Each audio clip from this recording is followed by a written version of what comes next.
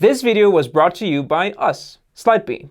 Make beautiful slide presentations in no time. Get 1 free month by signing up at slidebean.com/YouTube. Here's a trivia for you. Why did HQ Trivia fail? A. Bad business decisions. B. Peculiar personalities. C. Products that were too good to be true. If you chose A, you'd be right. If you chose B, you'd also be right. And C, all of the above, as well as a business model that would never scale. HQ was wildly successful. It rose to the top, it hovered there for a short period, and then it crashed and burned in a fireball of controversy and champagne in just 3 years. HQ Trivia was a seemingly innocent game where you would earn money by answering pop culture questions against the clock. Millions downloaded the game and got hooked on it. Experts called it the revival of the TV quiz show. But behind the scenes there was drama, tales of abuse, addiction, and much more. I bet you've never called your ex-boss a clinical sociopath to his face, or on Twitter. So welcome to this very crazy episode of Company Forensics.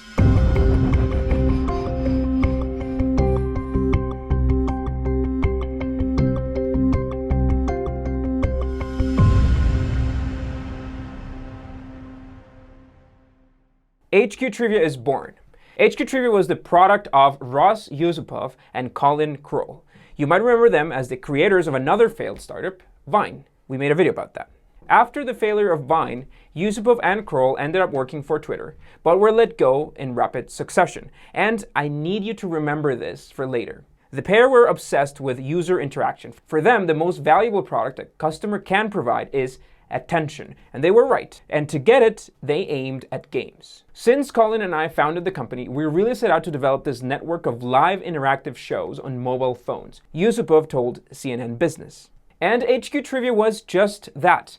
12 questions, each with a 10-second timer for a cash prize. With just 10 seconds, cheating was pretty much impossible. There's no time to Google in 10 seconds. So it made the game much more interesting. Like the game shows of the past, the questions were presented by a charismatic host and winners would be placed in a leaderboard for the entire world to see. Those who won the round claimed a jackpot that varied in size, ranging from a couple of $100s to thousands of dollars.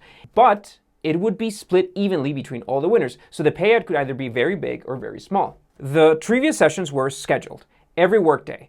There was a 9 p.m. session, and on weekends there was a 3 p.m. session as well, and they lasted just over 15 minutes. This meant that coffee breaks had a whole new meaning, because playing against the clock and having the chance to make money and knowing that you are better than someone else was an almost perfect combination. Initial success. And to this combination, you had to add Scott Rogowski, the host that brought the game to fame. Rogowski worked in improv and stand-up before joining HQ Trivia, and he eventually became somewhat of a celebrity. He was, after all, a likable dude that added this fun vibe to the game. The game launched in August 2017, and by March 2018, millions of people logged into the game every day. HQ Trivia was a complete hit. We used to play it down at the office. So it was so successful that it raised $8 million, then another $15 million against a $100 million valuation from none other than Peter Thiel. You can Google him if you don't know who he is. He's peculiar. So at first, the model seemed to catch investors' attention, and it had the evidence to prove it. It was Christmas 2017 when 730,000 people chose to play HQ Trivia instead of talking to their weird relatives about uncomfortable topics. The total jackpot of the day, $2,000. But still, people wanted more. By January 2018, it was the number 3 game and the number 6 app overall in the Apple App Store. And at its peak, it had 2.38 million players join every single game. The game was so popular, yes, but it was also very flawed. Cracks begin to show. Live streaming an interactive game through a mobile phone is hard. It's very hard. Interactivity needed to be instant, especially if questions are timed. But sometimes, as many users complained, clicking on an answer did nothing and then time ran out, which meant that users were kicked out. Other times, the quiz just didn't work at all. So when it crashed, which it did often, the hosts worked hard to keep frustrated players from leaving before the problems were solved. This was tiresome, but not the only red flags around. There was the question of money. Where did money come from? Though each game had a price, at first there was no subscription and no evident ad placement or revenue from advertising. Yes, HQ Trivia had investors, but nobody knew if and how it was going to be sustainable in the future. And when you're giving away money daily, it runs out fast. When asked about this, the host, Rogowski, was pretty secretive. I can't really speak to it. They've got a strategy and they're figuring it out. That's what he said. But to the world, that didn't seem to matter. The game was popular enough to get sponsorships, which helped in some of the funding. HQ ended up working with big brands such as Chevrolet and Nike. Things were going great, at least so it seemed.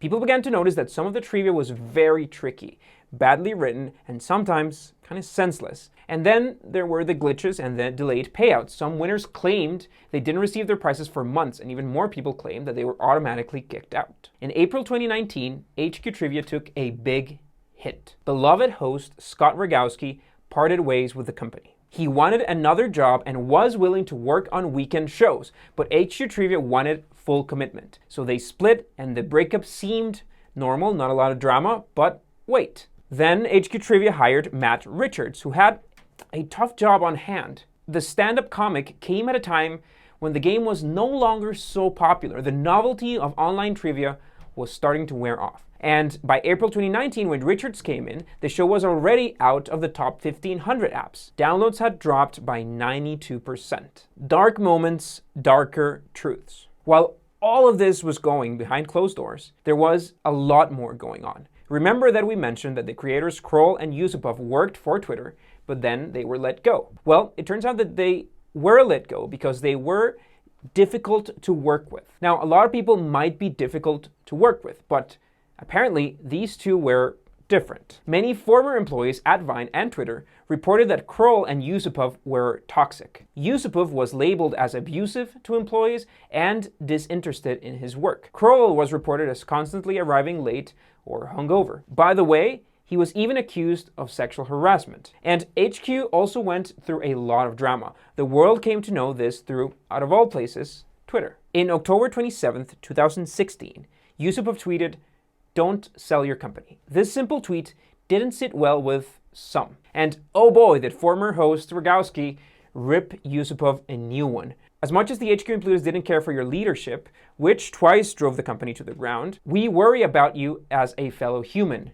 Please seek treatment from a mental health professional. And he didn't stop there. He said HQ didn't die of natural causes. It was poisoned with a lethal cocktail of arrogance, short-sightedness, and sociopathic delusion. So wait, did Rogowski just summarize my entire episode? Well, anyway, it doesn't stop there. Co-founders Kroll and Yusupov clashed constantly. In fact, in September of 2018, Kroll and another board member forced Yusupov out of his position as CEO, and then Kroll took over. And then, in December 2018, Kroll died of a drug overdose in his New York City apartment. So Yusupov had to step back in as CEO. So yes, times were very turbulent. Rogowski's departure led to inside sources leaking information that showed there was mutiny within the company. TechCrunch, for example, reported that more than half of the startup's staff signed an internal petition to depose the CEO, whom they said was mismanaging the company. So Yusupov did what he believed was best. He fired everybody. This is some Game of Thrones stuff right here, minus the dragons and decapitation, but you get the idea. Because of this, staff's morale and interest in the game plummeted, and HQ Trivia fell off the ranks in the App Store. Plus, the bank account was drying up. Yusupov was dishing about $1 million per month in prices, and there was very little income. Now, back when they had money, sources said that Yusupov was slow to improve HQ Trivia. His efforts weren't great. He made different versions of the game, which were pretty much the same game. He gave users the chance of buying extra lives, and he added another game on weekdays. But there was nothing really special or groundbreaking, as the game itself was when they launched. So users just weren't excited anymore. Deal breaker. HQ Trivia guzzled cash, and it needed more of it. Lots of it. And it's not like Yusupov didn't try. He had been looking for funding since early 2018, but he hadn't been able to secure his next round of investment. Why? Well, Yusupov. He was still there, and it's all about reputation. Employees complained about him, users complained about the game, HQ Trivia was no longer appealing to investors, and some efforts were made to spike interest. New ideas like HQ Photos, in which users rated photographs, and HQ Tunes, where they had 10 seconds to guess multimedia questions. Major networks like NBC and CBS helped in promoting the game. Even Jimmy Kimmel guest hosted the trivia show, but all of this wasn't enough anymore, because Yusupov still ran the ship. A ship, mind you, that was sinking fast. So Yusupov decided to sell, and apparently he found a buyer. He assured the world that an established business was willing to buy HQ Trivia, but it never happened. The established business pulled out of the deal, and Yusupov took to his media to communicate the inevitable end with an intriguing choice of words. We received an offer from an established business to acquire HQ and continue building our vision, had definitive agreements and legal documents, and a projected closing date of tomorrow. And for reasons we are still investigating, they suddenly changed their position, and despite our best efforts, we were unable to reach an agreement. And so, effective today, HQ will cease operations and move to dissolution. All employees and contractors will be terminated as of today. It's not much of mystery, actually. But still, in the day of love and friendship, when the 9 p.m. trivia started, host Matt Richards was honest. Not gonna lie, this fucking sucks. This is the last HQ ever. He then produced a big bottle of champagne and began to drink with co-host Anna Roisman. It was 1 hour of alcohol and despair. They cursed and lamented HQ Trivia's demise. The chat erupted in chaos and insults, and then this happened. Look at that. Someone hire me! I'm fucking talented! What the hell? Now, you know what? Maybe that was inappropriate. It's the only way HQ Trivia could go. In flames and in vice. Why go out quietly when nothing HQ Trivia did was ever quiet? And even after its demise, Yusupov wasn't silent. Just 4 days later, he announced that an unnamed company was purchasing HQ Trivia. In a way, only himself could say it. We have found a new home for HQ with a company that wants to keep it running. All employees, contractors, and players are top priority. Severance will be paid and you will be able to cash out. Not a done deal yet, but I'm optimistic. We'll see about that.